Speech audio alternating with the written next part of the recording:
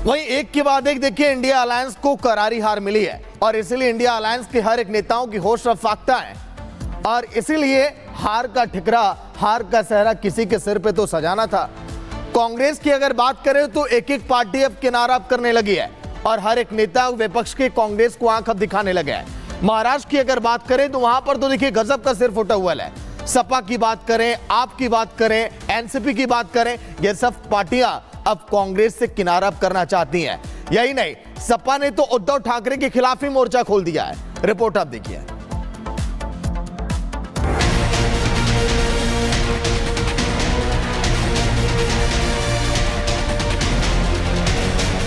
महाराष्ट्र चुनाव के बाद दो तस्वीर सामने आई। एक और महायुति ने बम्पर जीत के बाद राजी खुशी सरकार बना ली, तो दूसरी ओर महाविकास अघाड़ी की गाड़ी पटरी से उतरती नजर आई, या यूं कहें कि पटरी से उतर ही चुकी है। एनडीए दलों को समझ नहीं आ रहा है कि हार का ठीकरा किसके सर पर फोड़ा जाए। तभी तो कभी ईवीएम को गाली देते हैं तो कभी आपस में सर फुटौल करते हैं। कांग्रेस और उद्धव ठाकरे का नाता वैसे भी मजबूरी का था। मोदी विरोध के सुर में उद्धव कांग्रेस के साथ तो चले गए, लेकिन दिल कभी नहीं जुड़ पाए। तो वहीं अब समाजवादी पार्टी ने भी उद्धव ठाकरे को ठेंगा दिखा दिया है। बाबरी विध्वंस पर शिवसेना नेता के ट्वीट से ऐसा घमासान मचा कि महाविकास अघाड़ी की नैया डूबती नजर आ रही है।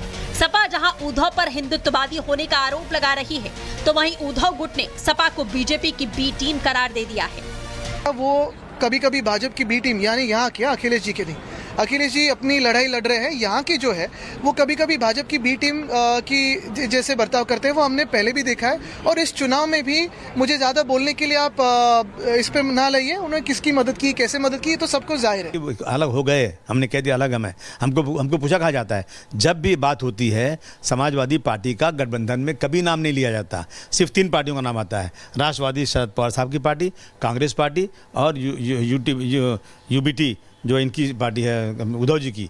3 के अलावा नाम को आते ही नहीं। हम तो बिन बुलाए मेहमान हैं। भाई जो बयान जिस तरह के लोग आगे दे रहे हैं, जो नहीं देना चाहिए, लोगों को ये अभी अकल ही नहीं है कि कब कैसा बयान।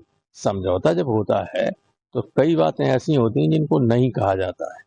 अब अगर बयान दिया तो वहाँ के उद्धव ठाकरे की जो शिवसेना है उसको रोकना चाहिए था, यह कहना चाहिए था कि हमारी पार्टी का ये बयान नहीं। शपथ में भी शामिल नहीं होते, समाजवादी पार्टी के नेताओं ने तो समझ में तो कोई नहीं शामिल होता। हार से खिसियाए इंडी दल एक दूसरे का सर फोड़ रहे हैं। ममता बनर्जी ने इंडी पर अपना दावा कर दिया है, तो उन्हें कई पार्टियों ने समर्थन दे दिया है और बीजेपी चुटकी ले रही है। इस पे तो सब लोगों को बैठ करके जो है बात करनी चाहिए। और हमारे समझ से इंडिया अलायंस में जितने लोग हैं, जितने सीनियर लीडर्स हैं, कोई भी है तो उसमें आपत्ति किसी बात। ममता बनर्जी का राज में अपना राज्य को थोड़ा संभालिए, उसके बाद अब प्रधानमंत्री का चिंता करेंगे और मुंह होने का चिंता करेंगे। राहुल गांधी, सोनिया गांधी पागल तो नहीं हो गए कि आपको बनाएंगे मुंह? हाँ, आप बंगाल को खत्म कर दिए हैं, अभी आप चले हैं भारत को खत्म करने। राहुल गांधी जी इतने बड़े नेता हैं कि उन्होंने इतना बड़ा काम कर दिया। 150 साल पुरानी पार्टी कांग्रेस, वो कांग्रेस जिसने भारत की आजादी की लड़ाई में बड़ी महत्वपूर्ण भूमिका निभाई थी, 150 साल पुरानी पार्टी को उन्होंने खत्म करने में 15 वर्ष का समय दिया। हार की स्ट्राइक रेट ज्यादा होने के बाद इंडी के दलों को राहुल गांधी और कांग्रेस पर अब कोई भरोसा नहीं है। तभी तो शरद पवार, समाजवादी पार्टी और उद्धव ठाकरे गुट ममता को लीडर बनाने के लिए हामी भर रहे हैं। खैर, ये तो देखने वाली बात होगी कि इंडी में पड़ी फूट किसके किसके रास्ते अलग करेगी। Bureau report, Republic Bharat. वहीं महाराष्ट्र में देखिए महायुति को बंपर जीत मिली है। महाविकास अघाड़ी की बात करें तो हौसले पूरी तरह से पस्त हैं, हताश हैं और उम्मीदों को माने एक बड़ा झटका सा लगा है। यही वजह है कि महाराष्ट्र के जो सपा के अध्यक्ष हैं अबू आजमी, उन्होंने एमवीए छोड़ने का जब ऐलान किया तो आदित्य ठाकरे का बयान भी सामने आया। महाराष्ट्र से लगाए लखनऊ तक हलचल इस पर जोरों पर बढ़ गई और सपा को मिर्ची लगी है। रिपोर्ट आप देखिए।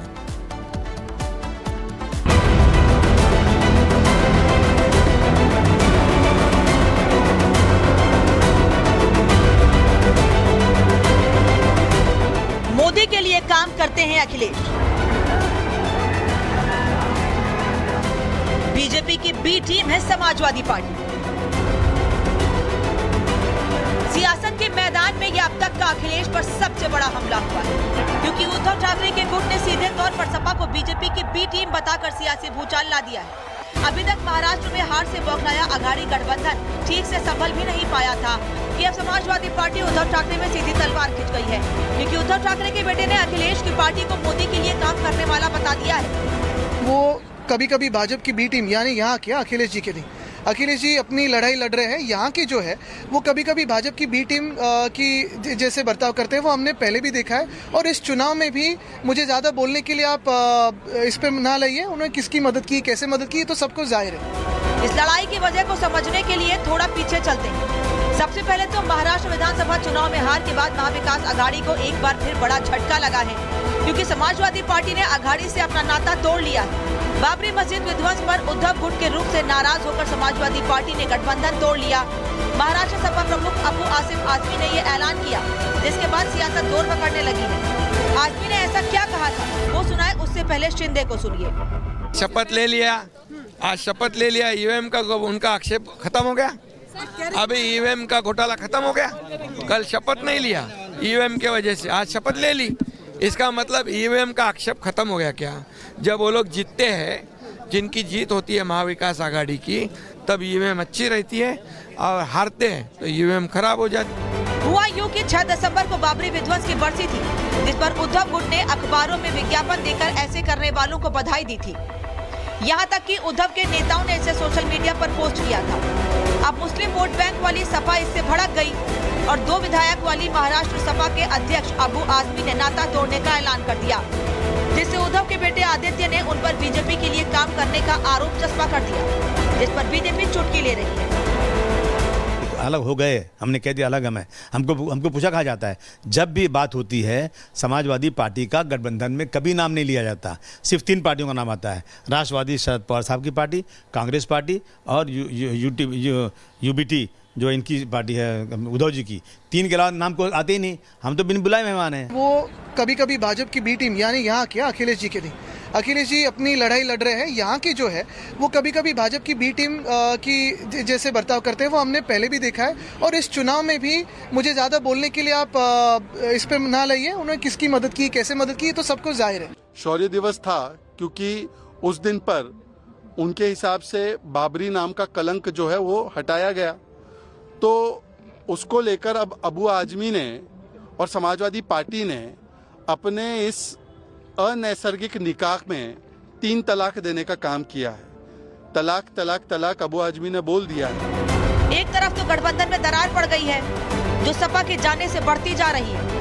पहले ही कांग्रेस और उद्धव गुट के बीच सब कुछ ठीक नहीं है, क्योंकि इतनी बड़ी हार से हर कोई एक दूसरे पर ठीकरा फोड़ने में लगा है। लेकिन महायुति की बम्पर जीत के बाद विधानसभा में इसका असर दिख रहा है। बौखलाए अघाड़ी ने अपने विधायकों से सत्र की शुरुआत में शपथ न लेने को कहा, विरोध किया गया, लेकिन अगले दिन एमवीए के विधायकों ने विधानसभा में पद की शपथ ली। ईवीएम पर ठीकरा फोड़ने में हर कोई लगा है, क्योंकि शरद पवार ने भी कह दिया कि वोट और सीटों में अंतर इस पर सवाल उठाता है। इस मुद्दे पर महाराष्ट्र में सियासत थम नहीं रही है। डेमोक्रेसी को मारा जा रहा है। ये डेमोक्रेसी को ईवीएम के हिसाब से, ईवीएम के माध्यम से हो या फिर जो भी रिगिंग कर रहे हैं उसके माध्यम से मॉकरी कर रहे हैं डेमोक्रेसी।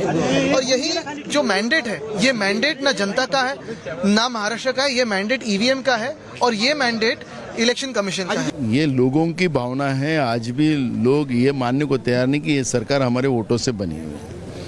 आखिर लोकतांत्रिक व्यवस्था में जनता यही महत्वपूर्ण रोल निभाती है और वही यहाँ के मूल मालक है। जब लोग नहीं बोलते कि हमारे वोट से ये सरकार आई है, हम उन्हीं की भावनाओं को रख रहे। हमारे पे ठीकरा मत फोड़ो मीडिया, हम लोगों की भावनाओं को रख रहे और जो महाअघाड़ी अब तक ये मान नहीं पा रही है कि उनकी इतनी बड़ी हार हुई है, जबकि महायुति ने सरकार बना ली। विधानसभा का सत्र शुरू हो गया। अब राहुल नार्वेकर को विधानसभा अध्यक्ष बनाने की तैयारी।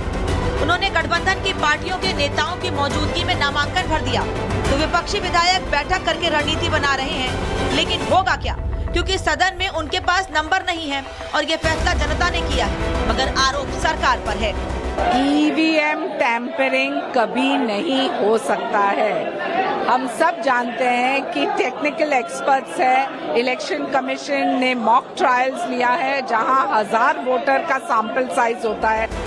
हार जीत का फैसला जनता ने किया है, तो फिर ईवीएम पर बिल फाड़ कर क्या विपक्ष अपनी हताशा जाहिर कर रहा है या फिर प्रदर्शन और आंदोलन के जरिए बस खींच निकाल रहा है? Bureau report, Republic Bharat.